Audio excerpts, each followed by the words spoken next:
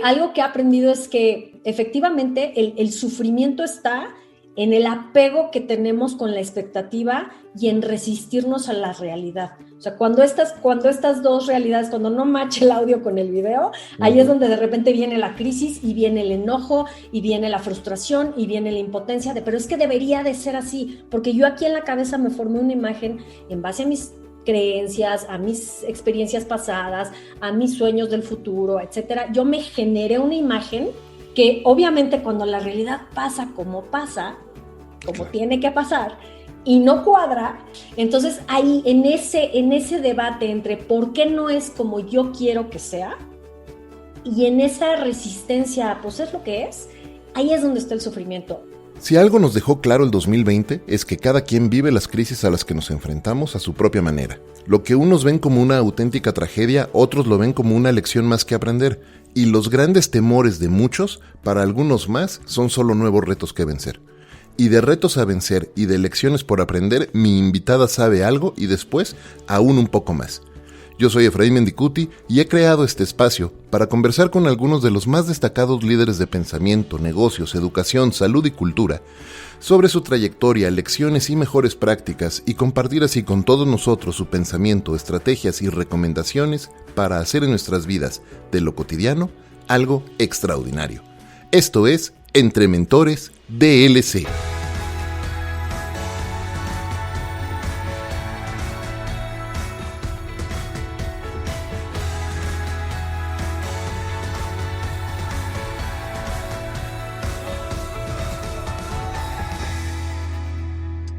Especializada en resiliencia y en desarrollo del potencial humano, después de haber enfrentado varios y muy delicados retos en su vida personal, incluyendo sobrevivir a cáncer de mama y ver a su propio hijo requerir un trasplante de riñón, mi invitada hoy dio un enorme giro a su carrera de más de 20 años como una exitosa publicista para dedicarse a ayudar a empresas y personas en sus procesos de transformación y crecimiento.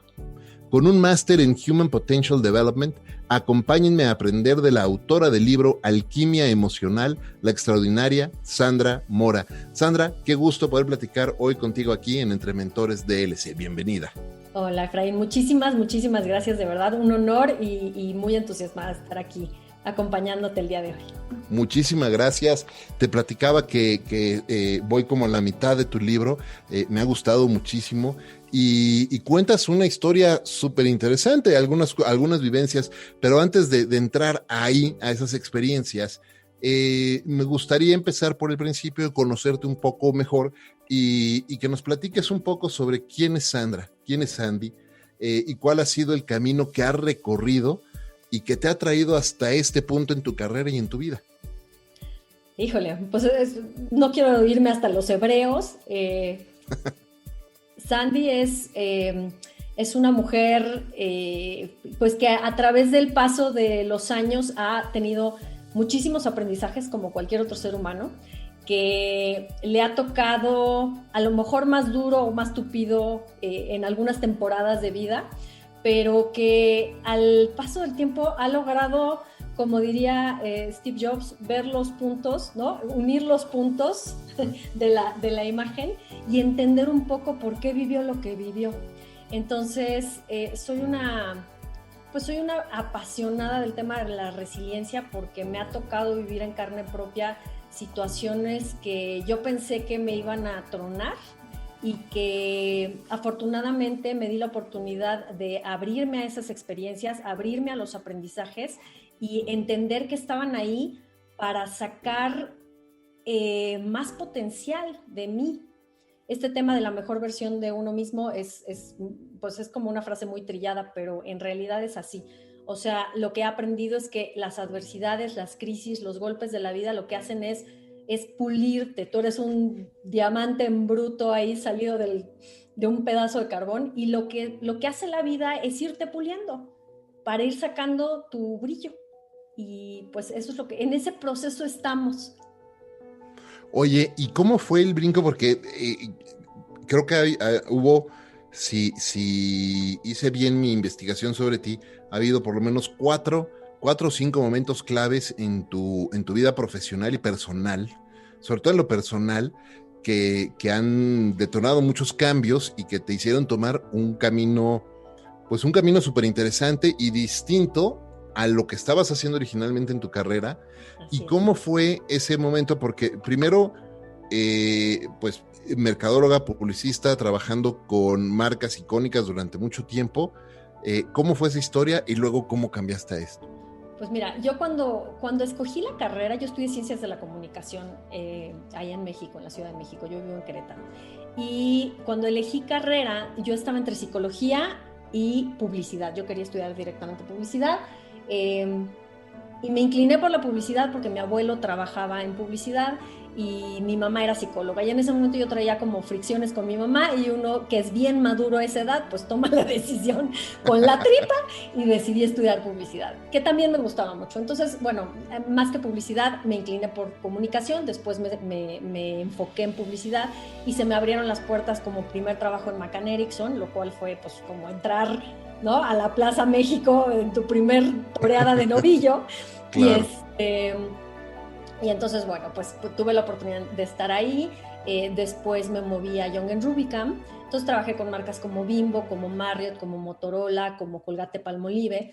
Y bueno, pues uno va creciendo y la situación de vida cambiando. Estaba yo ya casada y tanto mi pareja de ese momento como yo no queríamos tener hijos en la Ciudad de México, queríamos ofrecerles una mejor calidad de vida. Entonces decidimos emigrar, nos vinimos a Querétaro, yo llegué aquí sin trabajo y empecé a tocar puertas, ¿no? Y viniendo de agencia, pues aquí no había agencias grandes, había agencias chiquititas, donde realmente trabajé en una agencia un tiempo aquí en Querétaro, pero era realmente, pues digamos, como un trampolín para conocer gente, para ubicarme en la ciudad, para hacer amigos. Y finalmente, en alguno de los 3 grandes corporativos que había en ese entonces aquí, que eran Gerber, Mars y Kellogg, logré que se me abriera la puerta en Kellogg y bueno, pues entré a trabajar a Kellogg durante 12 años, estuve ahí en el área de mercadotecnia. ¿Y qué pasó? Pues a lo largo de esos 12 años sucedieron varias cuestiones, como bien mencionaste, a nivel personal. La primera, bueno, primero me divorcié. Después vino, justo un año después vino una enfermedad grave de mi hijo menor en ese entonces, que me llevó a estar pues 10 meses fuera de la jugada. Y la verdad es que en Kellogg se portaron espectacularmente conmigo. Yo no tengo más que gratitud hacia esa empresa porque me trataron maravillosamente bien, para poder yo trabajar desde el hospital cuando no había este formato de home office, ¿no? Para poder trabajar desde el hospital, para no perder el seguro, etcétera. Y este tipo de situaciones de vida te simbran y te llevan a cuestionarte muchísimas cosas, ¿no? Son situaciones límite que te hacen rozarte con la posibilidad de morir, con tu propia finitud, y eso te hace como replantearte, ¿no? ¿Quién soy? ¿A qué vine? ¿Qué estoy haciendo? ¿Realmente esto es lo que quiero? Yo creo que se me cruzó con la crisis de la edad adulta y se vino todo junto. Entonces pasa lo de Andrés. Afortunadamente logramos sobreponernos a eso con finalmente un trasplante de riñón, y a los 3 meses de que estamos regresando a Querétaro a la vida normal, me detectan a mi cáncer de mama. Entonces, bueno, una cosa es ser la mamá del enfermo y otra cosa es ser la enferma. Son cosas muy diferentes. Las experiencias fueron distintas, las vivencias, los insights fueron otros, pero seguí en este cuestionamiento de qué estoy haciendo, ¿no?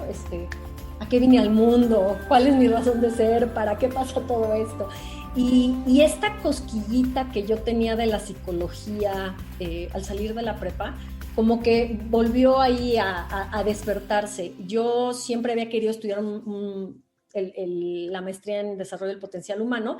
Sabía de ella desde antes de llegar a vivir a Querétaro. Es un instituto que está en Celaya. Y nunca había encontrado como la razón, la justificación lógica y racional de por qué estudiar eso si yo estaba metida en mercadotecnia, ¿no? Como que lo lógico hubiera sido que hubiera estudiado un MBA o algo en finanzas o algo más especializado. Pero mi cosquilla era por el lado del desarrollo humano. Entonces, cuando me suceden estas situaciones y yo empiezo a escribir un blog, primero cuando mi hijo estuvo enfermo, y después cuando yo me enfermé, lo continué escribiendo. Era un blog sobre mis reflexiones de lo que estaba pasando en ese momento, para poner en orden mis ideas, lo que había pasado en el día, etc. pero mucha gente me empezó a decir, oye, es que me encanta la forma en la que estás viendo esto y fíjate que a mi hermana le diagnosticaron cáncer, ¿puedes platicar con ella? Oye, es que fíjate que a mi tío le están diciendo que va a necesitar un trasplante, ¿puedes platicar con él? Y me empezó a llover mucha gente que me estaba pidiendo consejo de alguna manera. Y entonces yo decía, pues está padre que yo les cuente mi anécdota y desde dónde lo estoy viviendo yo, pero un poco con este síndrome del impostor, ¿no? De, bueno, ¿y quién soy yo para andarle dando consejos o pretendiendo ayudar a la gente si yo no tengo nada que ver con este mundo? Y más, mi mamá es psicóloga y entonces como toda esta parte que yo honro muchísimo, ¿no? De la psicología y del estudio que hay detrás, etcétera. Y en ese momento como que dije, claro, este es el pretexto que yo estaba esperando para estudiar la maestría en desarrollo del potencial humano. Entonces me metí a estudiarla y estando a la mitad de la maestría es cuando se da el recorte headcount en Kellogg. Y bueno, pues por evidentes razones yo traía ya primero la incapacidad por mi hijo, ¿no? Que fue una incapacidad, digamos, relativa, porque no era directamente mía, pero me ausenté mucho tiempo. Y después todo el tema de mi cáncer. Cuando yo regreso, después de mi cáncer, me había vuelto a casar y por milagros, azares y diosidades, sin esperarlo, a mis 40 años quedé embarazada.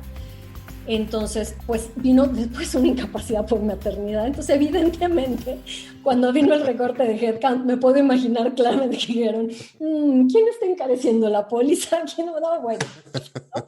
Entonces, bueno, pues tuve que dejar la empresa, lo cual trajo otra crisis de reacomodo, un tema financiero fuerte, porque era un ingreso fijo, constante, en base al cual yo había organizado mi vida y de repente mi entonces esposo se había venido de Querétaro a México, había dejado su trabajo corporativo también allá, acababa de arrancar un negocio, entonces te trajo vicisitudes de otro tipo, ¿no? Uh-huh.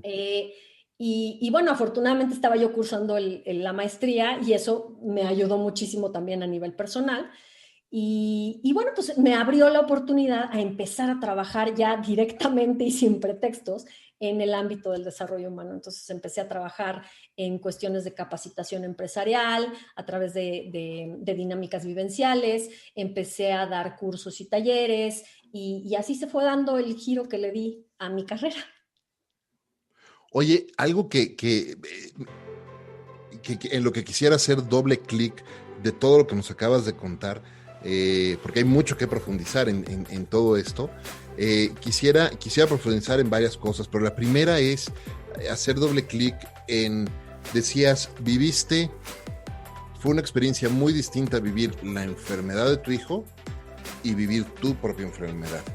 Y se ven con distintas caras, ¿no? Y yo creo que todos los que somos padres podríamos imaginarnos o vivimos con esos miedos, ¿no? De repente, tanto de que se enfermen nuestros hijos o que nos enfermemos nosotros y faltemos, ¿no? Entonces, ¿cómo fue cuáles son las principales diferencias, dirías tú, que viviste, ¿no? Desde primero la enfermedad de tu hijo y después con la tuya, ¿no? Y qué lecciones te dejaron en ese sentido, porque es poderosísimo. Sí es. Por un lado, híjole, hay mucho que decir, pero te podría decir que como mamá, obviamente el modo en el que entras es en el modo resolver, o por lo menos yo, ¿no? En mi caso y por mi personalidad y por mi perfil era resuelve, actívate, ¿no? No te detengas. Yo estaba como en un modo de... como que las emociones me estorbaban en ese momento, ¿no? Si me permitía... o sea, clavarme en el miedo de perder a mi hijo o en la tristeza y en la impotencia, etcétera, yo sentía que si me daba permiso de sentir eso, me iba a hundir y que si no estaba yo para sacar el barco a flote no iba a haber nadie, ¿no? Entonces, en este afán de soy la supermujer resolutiva, ejecutiva, que todo lo puede, cosa que también fue un gran aprendizaje, me metí en esta locomotora de resuelve y un poco a la vida es bella, porque así, tal cual, cuando me anunciaron lo que tenía Andrés y las posibilidades que había de todo lo horrible que podía pasar, yo dije, me vino esa película a la cabeza y dije, si el niño me ve a mí derrumbarme, o sea, si ves a tu papá que se derrumba ante una enfermedad tuya, dices, en la torre, esto es muy grave, me voy a morir, ¿no? Entonces, mi postura en ese momento fue, tú resuelve y trata de hacerlo lo más ligero posible para el niño, ¿no? Ujú. Entonces, en ese mood me fui todo el tiempo. No me di mucho chance yo de trabajar, aunque sí estaba yendo a terapia de repente, estaba yo más en el modo de qué onda con el seguro, qué onda con mi trabajo, ¿no? ¿Qué dijeron los doctores? ¿Qué es lo que sigue? ¿Cuál es el medicamento? ¿Qué pasa con el protocolo de trasplante? ¿Hay candidatos, no hay candidatos, etcétera? Entonces, en eso se me fue todo ese tiempo. Y lo que sucedió, creo yo, estoy convencida que tuvo muchísimo que ver en eso, es que el no darme permiso de sentir y de desfogar toda esa parte emocional fue lo que me acabó enfermando. Ujú. Porque en cuanto bajó el peligro de muerte de mi hijo, salió el cáncer, ¿no? Entonces, todo lo que no me di permiso, o sea, como Olla Express explotó. Se acumuló y encontró la salida por ahí. Estoy segura que sí. Y entonces, al momento de ser yo la enferma, y de vivir también este miedo, primero el miedo de qué pasa si se me va y qué voy a hacer yo, y luego el qué pasa si yo me voy y qué van a hacer ellos, ¿no? Ujú. Pero también el tema de ser yo la enferma y de entonces darme cuenta que no puedo sola, que la supermujer ejecutiva maravillosa, resolutiva, que todo lo puede y que todo acciona, not anymore, ¿no? O sea que es como, pues no, mamacita, ¿qué crees? No puedes sola y no puedes todo y te tienes que dejar ayudar y tienes que ser muy humilde y tienes que ser muy agradecida, ¿no? Y esos fueron unos golpes también de realidad bien fuertes, pero súper aleccionadores, súper aleccionadores. Oye, ¿y dirías que esa lección de vida, ahorita decías, oye, darte cuenta que no podías con todo, y mencionaste ser agradecida y mencionaste ser humilde? Y es que a veces nos cuesta muchísimo trabajo que otros nos ayuden, ¿no? Sobre todo cuando estamos acostumbrados a ser los que resolvemos y estamos acostumbrados a ser el todopoderoso, porque además se vuelve, es adictivo. Sí, sí. La sensación de creer que tú eres el que puede resolverle todo a todos es verdaderamente adictivo. Sí lo es. Y a veces el otro día estaba en una sesión de coaching con una cliente y justo me decía, ya quiero las lecciones, aprenderlas suavecito. Por favor. Porque sí, nos van mandando mensajitos, ¿no? Y no los vamos oyendo hasta que de repente nos mandan un gran zape, ¿no? Y en ese, ¿qué pasaba antes de que sucedieran estas dos crisis? Que por lo que entiendo sucedieron una inmediatamente atrás de la otra. Y en el Inter también pasó lo de tu divorcio. Antes, fue divorcio, mayo del 2008 divorcio, mayo del 2009 Andrés enfermo, mayo del 2010 yo enferma. Wow, ok, entonces en 3 años seguidos. Antes del 2008, ¿cuál era la actitud de vida de Sandra, la ejecutiva exitosa, que había hecho una carrera en buenas agencias de publicidad, manejando grandes marcas y después en una gran compañía global? ¿Cuál era la actitud y cómo cambió esa actitud versus la realidad a la que te enfrentaste? Sí, mira, la actitud siempre fue como muy, muy aguerrida, muy echada para adelante, te digo, muy resolutiva, muy racional, ¿no? Todo, obviamente, estando en empresas, o sea, todo es analízalo, resuélvelo, ¿no? En la parte de merca, pues muy numérico el asunto y siempre era a través de la razón. Entonces, por una parte, eso me prestó una gran fachada, Efraín, porque yo en realidad creo que de chiquita tuve, ¿no?, ciertas situaciones, familias como todos en la infancia, las heridas, las huellas de abandono, lo que gustes y mandes, y mi forma de proteger esa Sandy tiernita y adolorida fue poniéndole armadura tras armadura tras armadura tras armadura de yo soy fuerte, yo puedo sola, yo soy independiente, ¿no? No necesito la ayuda de nadie, y eso, digamos que de alguna manera lo venía a reforzar toda mi parte laboral. Entonces, como que estaba yo muy blindada en ese sentido. Y yo sí creo que hicieron falta este nivel de trancazos para romper esa armadura y darme cuenta, y yo creo que también ese giro entre trabajar en esta parte corporativa y de repente dar el giro a trabajar en la parte mucho más humana, tuvo que ver con ese mismo aprendizaje y ese mismo descubrimiento que hice yo de mi parte humana, de mi corazón, de mis emociones, y que por fin me di permiso, más que me di permiso, digamos, fui obligada por la vida a voltear a ver esa parte que la tenía yo como muy escindida. Oye, y decías que tú estudiaste comunicación, ¿no? Que es una carrera como de humanidades. De alguna manera, entiendo que marketing, y me identifico contigo, yo llevo igual muchos años trabajando en la industria de marketing y de publicidad, y es una carrera, es más, yo siempre me burlo de mí mismo porque yo digo que yo estudié comunicación para alejarme de los números, y el 90% de mi trabajo son números. Así es. Pero también una cosa que he notado mucho es que grandes, no necesariamente famosos, pero sí grandes humanistas o personas que son muy humanas, mejor dicho, personas que son muy humanas y que hoy por hoy están haciendo importante trabajo en el desarrollo humano, son expublicistas. Así es. Y voy a decir algo que es fuerte y no es en contra de nadie, ni mucho menos. Mi sensación, y es a nivel muy personal, te voy a decir qué fue lo que pasó en mí. De repente dije, o sea, ¿qué mundo le quiero dejar a mis hijos y de qué manera quiero incidir en ese mundo? Generando más consumo, generando más contaminación, generando más insatisfacción en la gente, de que se siente este hueco para que entonces consuma más, o qué onda con mi vida. O sea, parte de mis grandes cuestionamientos vinieron de ahí, o sea, de decir, híjole, o sea, sí me gusta y sí está bien y sí me da de comer y no creo que en ningún momento durante toda mi carrera profesional en estas áreas hice nada poco ético, para nada. Sin embargo, de repente venía este cuestionamiento de qué planeta le quiero dejar a mis hijos, qué les quiero enseñar, cuáles son los valores verdaderamente importantes. Y entonces estoy siendo congruente, estoy siendo coherente entre lo que yo creo y entre lo que yo quiero para mis hijos y lo que ellos aprendan de la vida y lo que estoy haciendo a nivel laboral, y me vino una crisis ahí en ese sentido también, ¿no? Entonces, no sé si sea por ahí. Con los que yo he platicado, algunos de ellos que ahora están volcados en el tema del activismo o ¿no? del despertar de conciencia, todas estas cosas, sucedió algo similar. Me recordaste a un jefe que lo respeto mucho, lo estimo mucho, de hecho.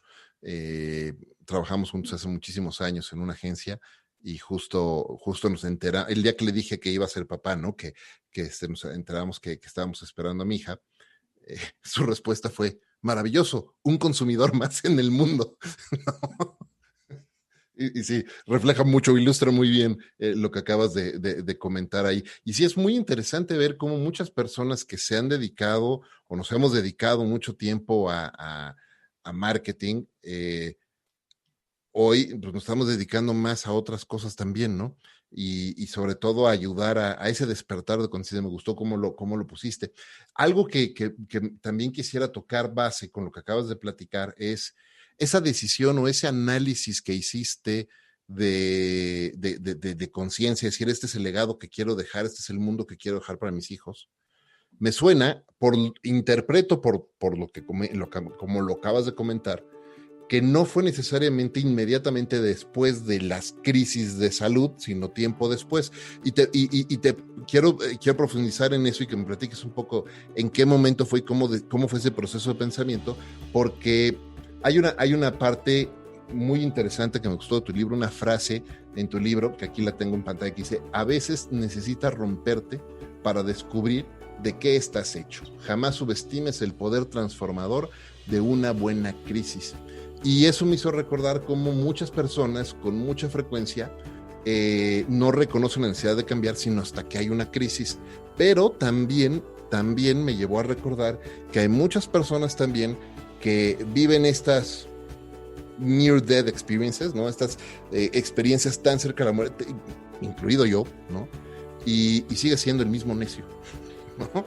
Y no es hasta que te pasas un tiempo, años después a veces, de reflexión, que te das cuenta y empiezas a tomar otras decisiones. Entonces, ¿cómo fue, en tu caso, ese proceso de pensamiento de qué legado estoy dejando y qué quiero hacer de cambio en lo que estoy haciendo para ganarme la vida y para servir a otros.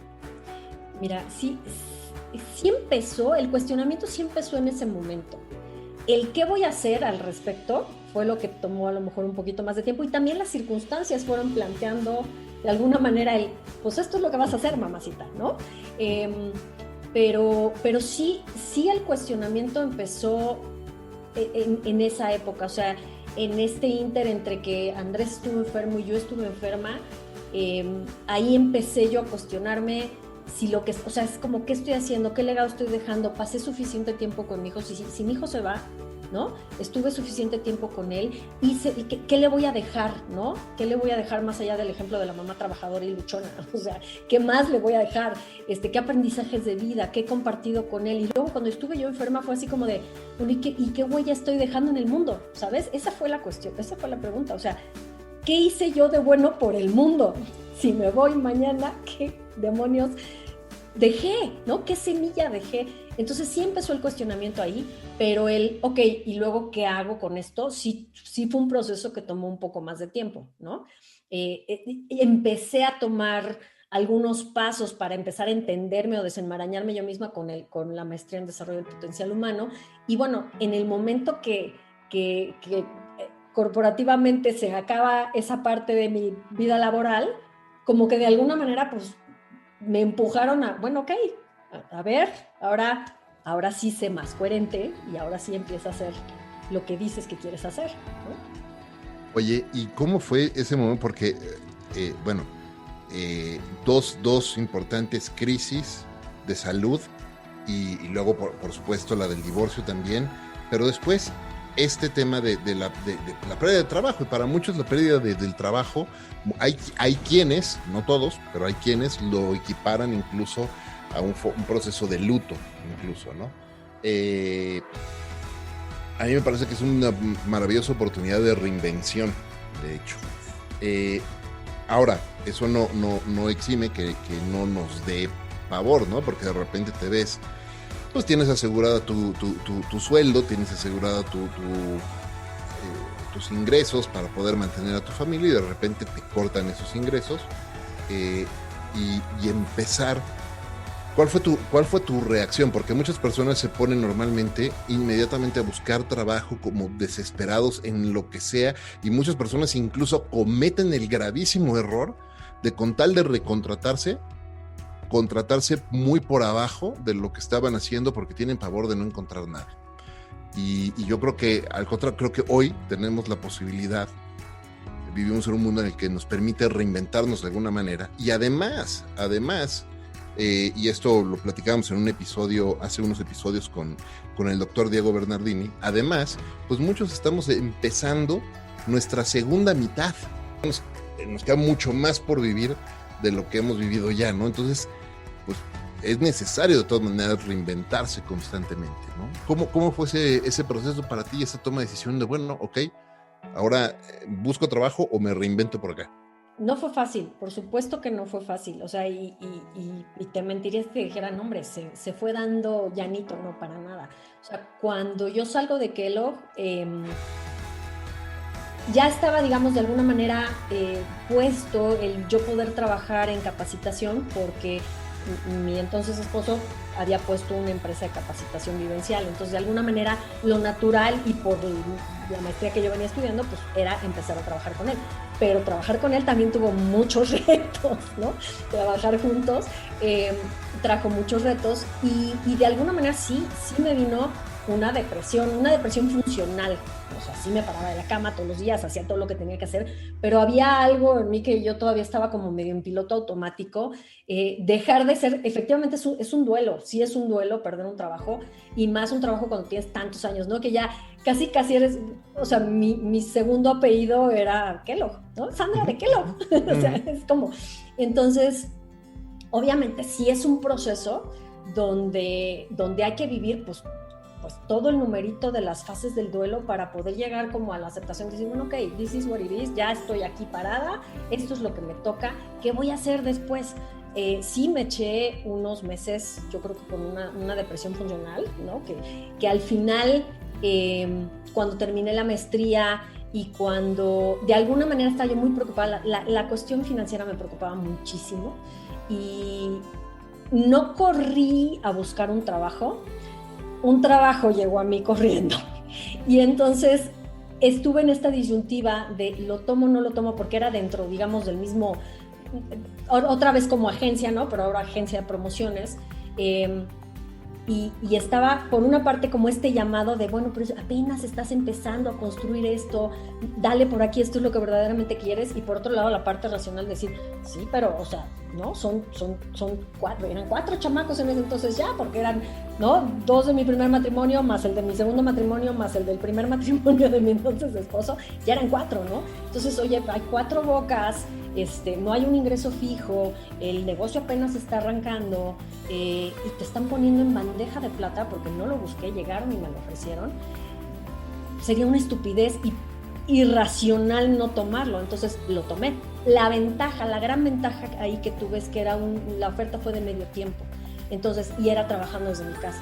Entonces era medio tiempo, home office, y tenía el otro medio tiempo también desde mi casa para seguir construyendo esto, ¿no? Y entonces te digo, no fue un proceso de la noche a la mañana así de tajo, no, me costó trabajo, porque también el dar el vuelco así, aunque tengas el grado de maestría, es como empezar de cero. O sea, tu experiencia laboral en esa área es nula, estás empezando, y entonces este síndrome del impostor y de quién me va a creer y cómo voy a cobrar por mis servicios si apenas tengo muy poquita experiencia, todo ese proceso pasa.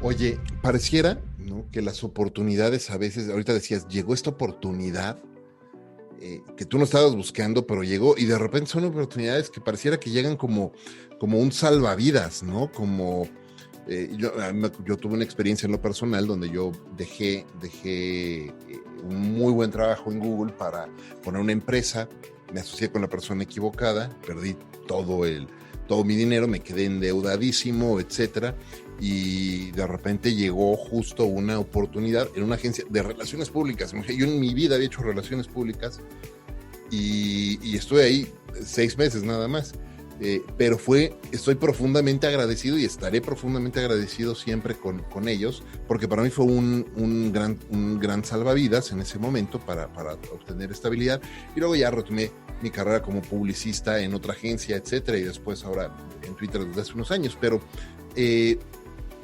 a lo que quiero llegar es, pareciera de repente, porque lo mencionaste, hay momentos en el que ese trabajo, esa oportunidad que llega a tu vida es un gran salvavidas, pero luego ese salvavidas se puede convertir en un ancla. En un lastre, sí. ¿Cómo sí. esa parte? Híjole, me costó mucho trabajo, y también esperé, o sea, el curso natural de las cosas hizo que ese ciclo también se terminara 4 años después, y tuve que contenerme de correr a buscar trabajo, ¿no? De correr a hacer mi parte límbica, era como de corre y reparte currículums, y así como dices tú, lo que te den, ¿no? Lo que te den, porque, y no te lo voy a negar, al arranque de la pandemia, otra vez vino ese impulso donde mi chango loco empezó a sonar la alarma, y fue como de, pues mamacita, ponte a buscar chamba porque quién sabe qué vaya a pasar. Pero la realidad es que creo que con el paso del tiempo, ¿no?, y a base de prueba y error y de haberlo ya vivido, ahora sí tomo una decisión consciente de decir, no, es por aquí, y más bien voy a enfocar toda mi energía y todo mi tiempo a ver cómo hago que esto funcione bien, para que este chango pueda estar un poco más tranquilo, ¿no? Entonces, sí, efectivamente así funciona. Oye, otra parte que me gusta mucho de tu libro, hablas al inicio, en los primeros capítulos, es más, creo que fue en el primer capítulo, sobre expectativa versus realidad, y cómo nuestra imagen de la realidad, o lo que nosotros esperamos de la realidad, puede ser totalmente diferente a lo que de verdad va a suceder. Y por ahí hay una frase incluso en la que dices, si mal no recuerdo, así como, no todo está en tu control, algo así era la frase, ¿no? muchas personas hoy están tratando de aferrarse a una realidad y no avanzar en el cambio. Y entonces son las personas que más están sufriendo y son las personas que están diciendo ya que acabe 2020, como si la pandemia fuera a acabar el 31 de diciembre, ¿no? O ya que acabe este año, como si el año que entra no trajera nuevos retos, ¿no? ¿Cómo podemos ir desde tu perspectiva, con tu experiencia ya como coach, como entrenadora o instructora, desde tu máster de Human Potential, ¿cómo las personas podemos empezar a mediar entre nuestras expectativas y la realidad de lo que vivimos? ¿Cómo soltar? Es un arte y es una práctica de por vida, ¿no? Ahí es donde mi parte racional y mi parte más espiritual de la sabiduría ancestral se juntan, porque algo que he aprendido es que efectivamente el sufrimiento está en el apego que tenemos con la expectativa y en resistirnos a la realidad. O sea, cuando estas dos realidades, cuando no matcha el audio con el video, ahí es donde de repente viene la crisis y viene el enojo y viene la frustración y viene la impotencia pero es que debería de ser así, porque yo aquí en la cabeza me formé una imagen en base a mis creencias, a mis experiencias pasadas, a mis sueños del futuro, etcétera. Yo me generé una imagen, ¿no? Mi chango loco se puso a escribir todo un guión, una telenovela maravillosa, que obviamente cuando la realidad pasa, como tiene que pasar, y no cuadra, ese chango loco se pone bien malito de sus emociones y se pone muy mal. Entonces ahí, en ese debate entre por qué no es como yo quiero que sea, y en esa resistencia, pues es lo que es, ahí es donde está el sufrimiento, ahí es donde está la ansiedad, ahí es donde está la depresión, ahí, en esa parte. Por eso dentro de los ingredientes que menciono como parte importante para poder hacer esta que yo llamo alquimia emocional, que es, al final es lograr ser más resiliente, está la aceptación, ¿no? Y para aceptar tenemos que vivir el proceso del duelo. Y ese fue, yo creo que el más grande aprendizaje que tuve en todas estas experiencias y tsunamis, con mi segundo divorcio, porque el año pasado me divorcié por segunda vez, que fue justo el sentir, o sea, darte permiso de sentir. Tienes que vivir el duelo duele. Todo cambio del status quo, de la expectativa versus la realidad, de tu plan, de lo que sea, todo cambio implica un duelo, y el duelo duele, y cuando no queremos que duela y nos resistimos y tratamos de darle la vuelta a ese dolor, lo único que hacemos es perpetuar y perpetuar y perpetuar ese sufrimiento. Aunque creamos que estamos brincándolo y ya pasando a la siguiente página, de alguna manera va a buscar una válvula de escape y va a volver a salir. Entonces necesitas darte permiso de sentir lo que toca sentir, y de que esa emoción que nace de esa frustración, cuando de repente te jalan el tapete o te cambian la jugada, ese enojo o esa tristeza o esa frustración o esa impotencia, los dejes fluir, esa energía que se necesita mover. Y cuando la embotellas y la escondes o pretendes no verla, ahí es cuando empieza el sufrimiento, ahí es cuando empieza el problema, y lo que no sientes, no sanas y no aceptas. Si no te das permiso de sentir esa emoción y de decir, estoy triste, estoy frustrado por esto y esto, no ves la realidad, no sabes dónde estás parado, y entonces no tienes una base sobre la cual construir. Cuando tú aceptas y te das chance y le lloras, le chillas, le pataleas, lo que tengas que hacer, y entonces después de eso es como un niño chiquito, después de un buen berrinche que ya lloró y lloró y lloró y que se queda como, ¿no? Ahí, en ese momento es cuando aceptas y dices, ok, me dolió, pero esto es lo que hay. Ahora sí, a partir de aquí, ¿qué construyo? ¿Cómo lo transformo? ¿Para dónde voy? Entonces tú no puedes transformar nada y no puedes avanzar si no lo aceptas, y para aceptarlo lo tienes que sentir. Entonces yo creo que ese es el gran takeaway de todas mis experiencias. Oye, me encanta lo que acabas de compartir y no puedo evitar hacer un símil con la vida, también la vida corporativa en ese sentido, porque lo acabas de presentar muy bien, me encantó cómo lo compartiste desde el punto de vista personal, pero justo en el mundo de los negocios y en la vida corporativa pasa exactamente igual, ¿no? Y muchas veces, a lo mejor en un corporativo, pues no te vas a poder poner a hacer berrinche y a patalear, pero hay su versión corporativa, ¿eh? Existe la versión corporativa del neciar, que es un camino, y el no quererse dar cuenta de la realidad del negocio, del mercado, de lo que sea, y entonces, pero justo a la gente pareciera que a muchos profesionales y ejecutivos no les gusta escuchar eso, no les gusta escuchar las malas noticias, no les gusta escuchar la realidad, prefieren el Excel que dice que vas a crecer 40% el siguiente año, y no quieren escuchar la realidad. No, a ver, espérame, el país está en recesión, y entonces no quieren reconocer el fango, ¿no? Entonces yo lo que siempre les digo es, a ver, primero necesitamos entender que estamos pisando fango para entender por qué no nos estamos moviendo como quisiéramos. ¿Y por qué nos estamos hundiendo? Claro. Y entonces a lo mejor, si reconozco que estoy pisando fango, puedo voltear a mi alrededor y encontrar una banquetita al lado o algo que me ayude a elevarme tantito y poder avanzar un poco más. Así es. Pero la gente no lo quiere.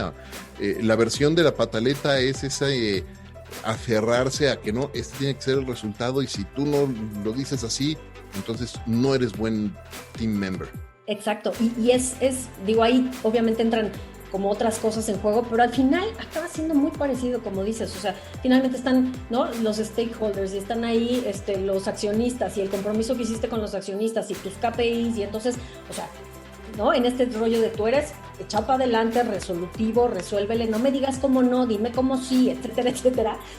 Nos negamos a ver la realidad y a asumir esta parte vulnerable que también como empresa tenemos, ¿no? Así como ser humano tengo que aceptar que soy vulnerable, que me duele, que me lastima, que, ¿no?, que estoy en carne viva y que necesito sanarlo, como empresa también. Y si no se da este espacio de vulnerabilidad y de confianza, decir, a ver, así están las cosas, esta es la realidad, procesemos la emoción que esto nos provoca y las consecuencias que esto va a tener en lo que habíamos dicho que iba a pasar. Sí, yo sé que eso dijimos y yo sé que eso comprometimos, pero esa era otra realidad. Ahorita estamos parados aquí y toca ajustarnos. Y cuando te rigidizas, sufres horriblemente y te quiebras. Entonces hay que aprender, es esa liquidez que necesitamos tener como personas, pero también como empresas, de poder irnos adaptando a la situación para poder ir fluyendo y seguir avanzando. Más lento a veces, más rápido, pero estando así, líquidos, flexibles, fluidos, porque si nos rigidizamos tanto en lo que dije que iba a hacer como en el proceso que tengo ya establecido, entonces la voy a sufrir y muy probablemente a lo mejor ni sobrevivo, porque ya los catorrazos, o sea, necesitas ser súper flexible porque el huracán está fuerte, ¿no? Por supuesto, no podría estar más de acuerdo.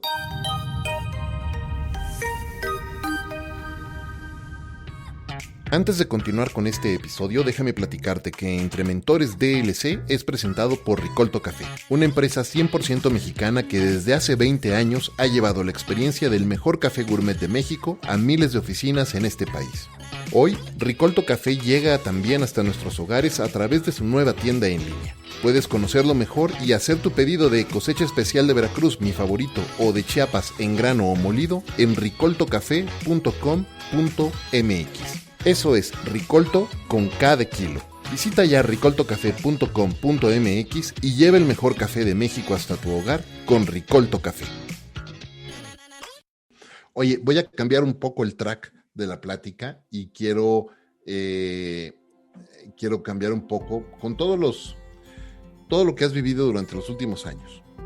Todos los altos y todos los bajos que has vivido. Si hoy llegara Dr. Brown, ¿te acuerdas de Dr. Brown? ¿No? Con su DeLorean. Mira, aquí lo tengo atrás de mí. Ahí está. Ay, si sí, llegara Dr. Brown con su DeLorean a la puerta de tu casa y te diera las llaves del DeLorean y pudieras viajar a cualquier momento del tiempo, para adelante o para atrás, cuando tú quieras, ¿a qué momento viajarías y para qué? ¿Viajarías a buscarte a ti en tu pasado, en tu futuro, o irías a dónde viajarías? Híjole, qué buena pregunta, porque, ¿sabes? Digo, ya me habían preguntado alguna vez esto de, bueno, ¿qué cambiarías? Y la respuesta es neta. Hay una parte donde digo, sí me gustaría viajar a mi pasado, te voy a decir particularmente a dónde, a la última vez que vi a mi papá para poder netear con él como no me atrevía a netear. Creo que eso sería muy sanador o me habría ahorrado muchos años de terapia, ¿no? Pero en realidad cambiar las situaciones que he vivido, creo que hoy no me arrepiento ni tantito porque, o sea, si mis papás no se hubieran divorciado, yo no estaría hoy aquí ni sería la persona que soy. Si no hubiera pasado todo lo que ha pasado, yo hoy no estaría aquí haciendo lo que hago, habiendo encontrado lo que amo, lo que me apasiona y descubriéndome, ¿no? Como aprendiendo el gozo de descubrirme con cada trancazo. Es muy paradójico, pero así es. Hoy en día sí ya, a punta de trancazos, ya aprendí que cada pedrada literal es recoger esa piedrita y sumarla a mi construcción de mi escalera. Y sí he aprendido a agradecerla y a verla como un regalo, como una oportunidad. Ya no es antes era como no, por Dios, otra más, o sea, ¿a quién maté en mi vida pasada que me está pasando esto, no? Y ahora de verdad es como, ok,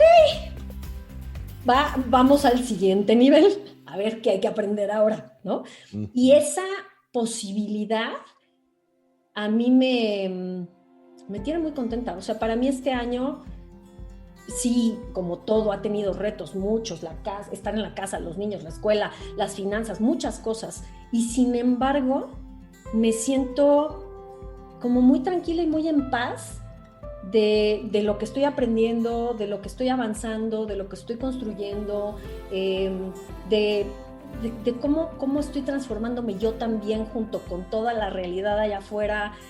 Entonces, estoy bien y no sabes el gusto que me da podértelo decir ahorita. Qué bueno, qué bueno, te felicito. Me recordaste una frase que leí el otro día que decía que 2020 no ha sido el año para obtener lo que quieres, sino para querer y apreciar lo que tienes.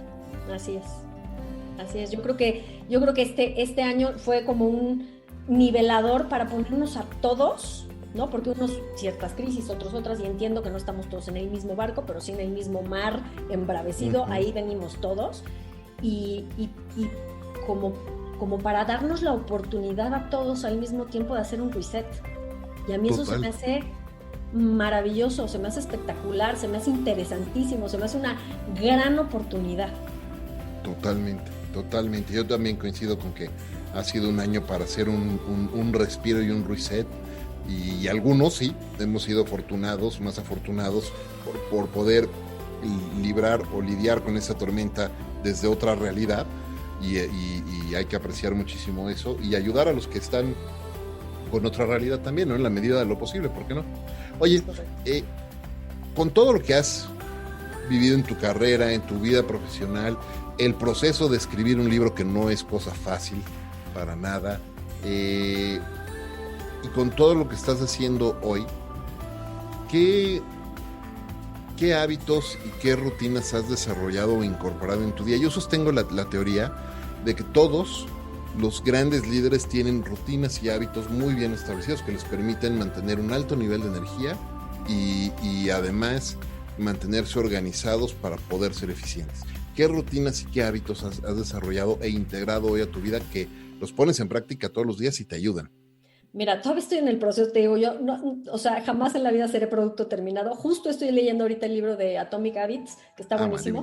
Y justo porque estoy clarísima en que todavía me hace falta mucho trabajo en mi parte de hábitos para ser todavía más productiva, ¿no? Pero cosas que sí te puedo decir, por ejemplo, con respecto a cómo trabajar el día a día, la ansiedad o la angustia de la adversidad, por ejemplo, a mí el hábito de la gratitud, sin lugar a dudas me cambió la vida, sin lugar a dudas. Y lo dicen en todos los libros de crecimiento personal y de autoayuda y de toda la religión. O sea, la gratitud de verdad yo creo que es la tecnología emocional y espiritual más avanzada que existe, de verdad. Entonces, este hábito de hacer tus gratitudes, ya sea en la mañana o en la noche, y de decir por lo menos 3 cosas del día, no en general, no las mismas de siempre, sino del día. en las que estoy agradecida, para mí ha sido así y ha sido un cambio que ha sido paulatino, o sea, ha sido de muchos años, ¿no? Pero sí siento que en particular, ese ha sido un hábito que a mí me ha permitido fluir con lo que es de una manera muchísimo más en paz y serena, la verdad. Entonces creo que el hábito de la gratitud y eso de hacer tus gratitudes en la mañana o en la noche. Para mí, hay una herramienta que manejo que está basada en el Desire Map de Daniel Laporte, que es como el GPS interno, y que es tener claridad, mucha claridad de cuáles son mis valores y los sentimientos centrales que yo quiero y necesito experimentar en mi día a día. Y esos los tengo enfrente de mí, aquí enfrente de mi computadora, todos los días los veo, y todos los días cada decisión que tomo, la tomo revisando y checando que estoy alineada a eso. Y eso también para la toma de decisiones, para sentirme que estoy siendo mucho más coherente, para sentirme bien todos los días. O sea, ¿qué puedo hacer hoy para sentirme así como quiero? ¿Sabes? Y entonces hoy hago algo, por chiquito que sea. Entonces eso también creo que es un buen hábito, tener esa claridad y revisar tu brújula todos los días.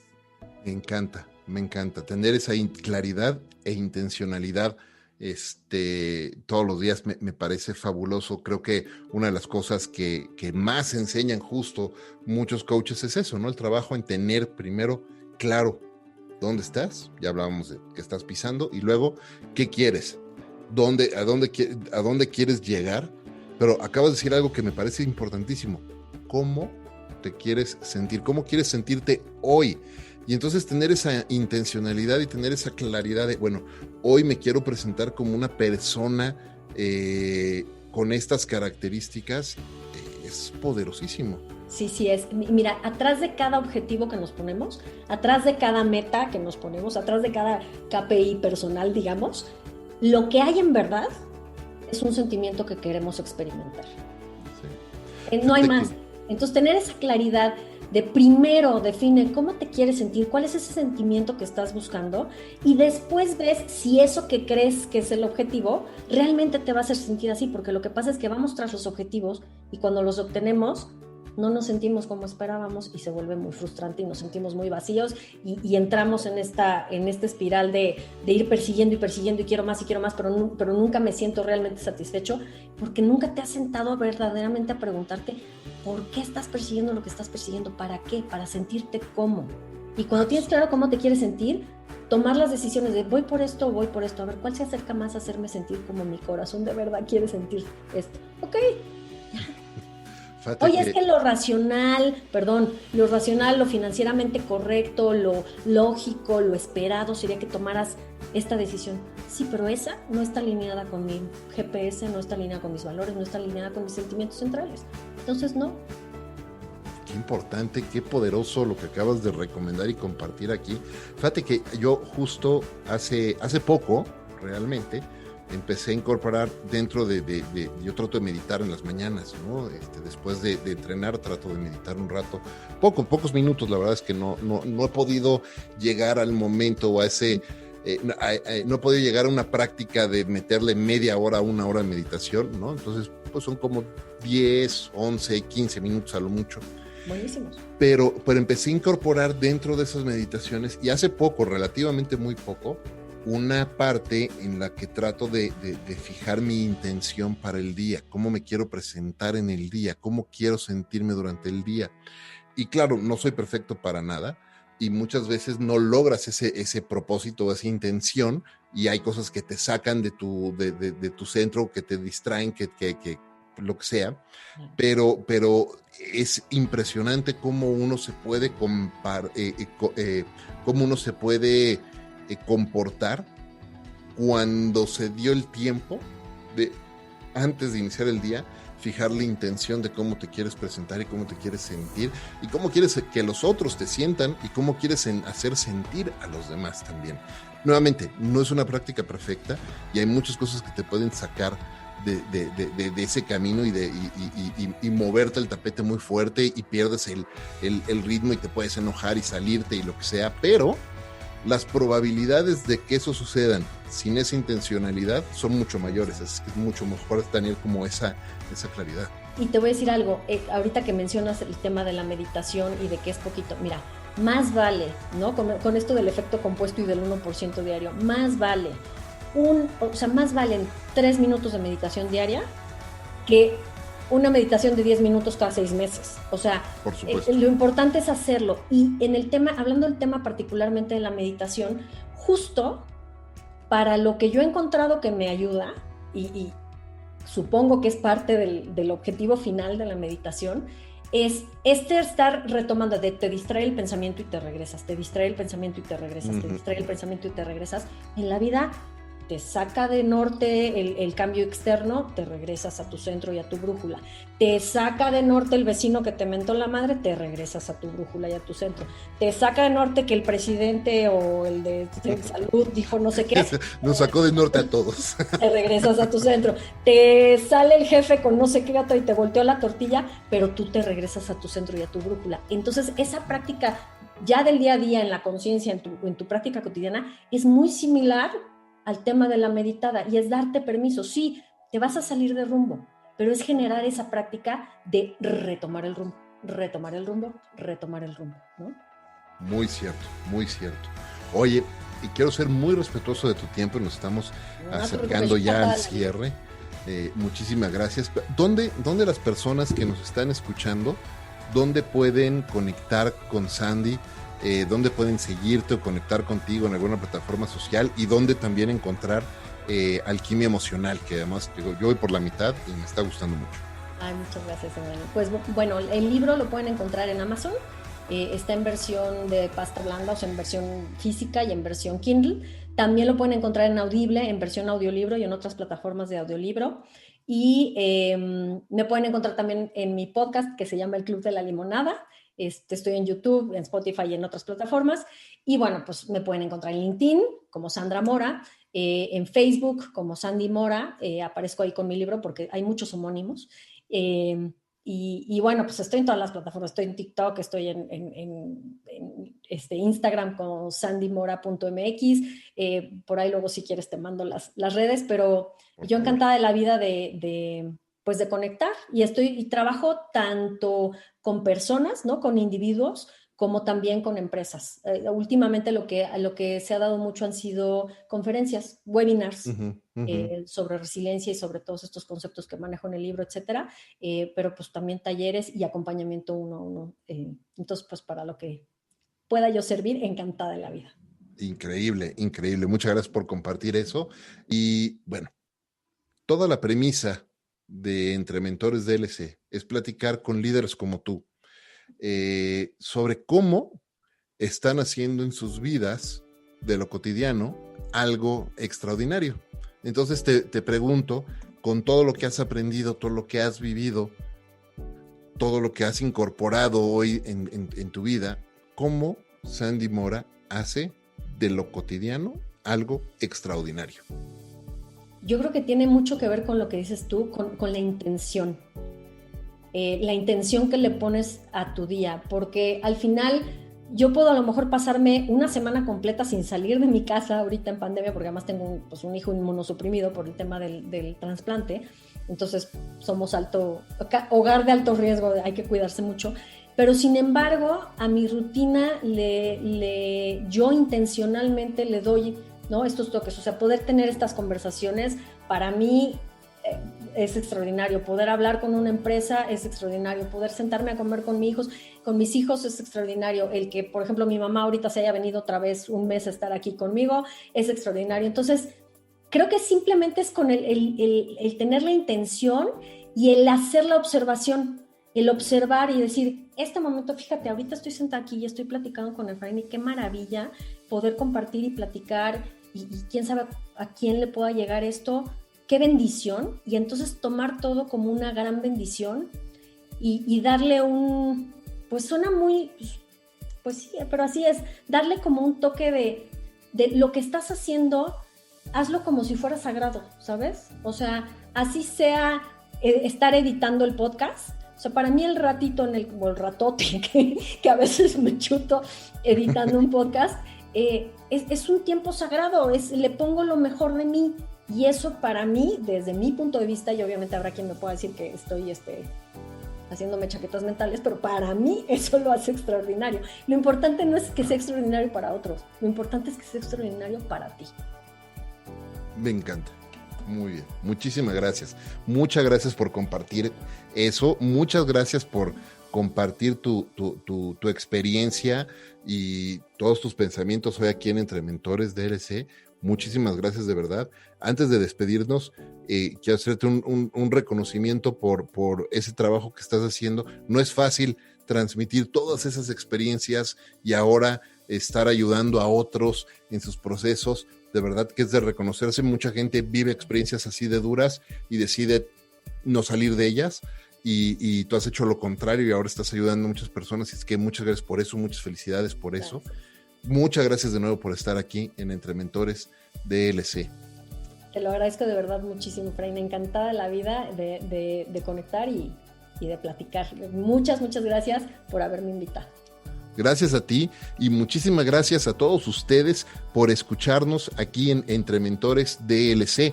Recuerden, este es un programa semanal, así es que si no lo han hecho ya, suscríbanse al mismo y compartan este y todos los episodios de Entre Mentores DLC, porque estoy seguro de que entre sus amigos, colegas y familiares hay por lo menos una persona que se puede beneficiar muchísimo de las lecciones, experiencias y consejos que grandes líderes como hoy Sandy aquí nos están compartiendo.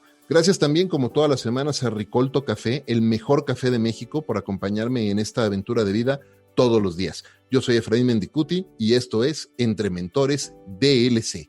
Hasta la próxima.